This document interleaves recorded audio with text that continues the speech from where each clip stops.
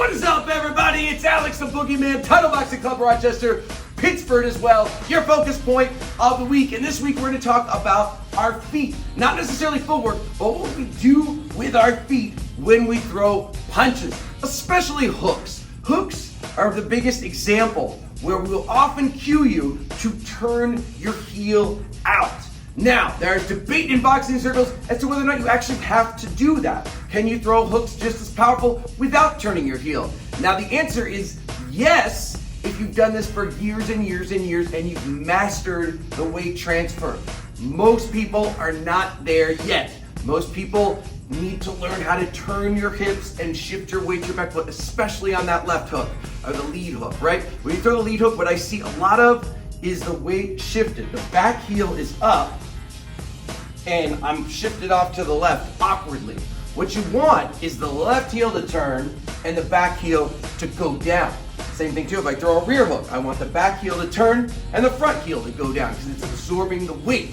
So that is important that we get that rotation. Well, we don't just turn the heel to turn the heel. That on its own does nothing for us. What we want is our hips to rotate and our weight to shift.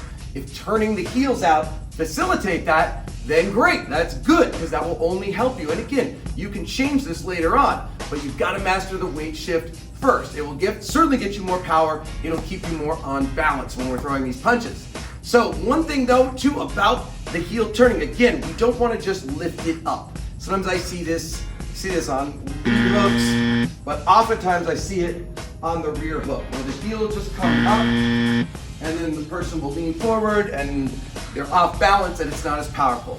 Instead, you don't want the heel. The heel just needs to come up so it's not on the ground, so it's able to turn freely. But it shouldn't come up any higher.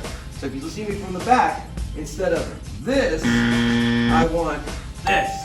So you're almost like you're screwing the ball of your foot into the ground. That's a better cue, better way to look at it. So we're gonna practice that this week, making sure we're shifting our weight, making sure we're turning our heels, but we're not just coming up on our toes for no good reason. We're staying low and we're screwing that foot into the ground. It's gonna help you so much with power, you're not gonna believe it. So one more thing I wanna talk about is that, and I was kind of doing this just as an example, we don't wanna overswing on our hooks. Even if we turn our heels, we don't wanna go past our face, past our midline. Right? Some people think, oh, you don't need to rotate the heels because you would go past the midline. That is not inherent.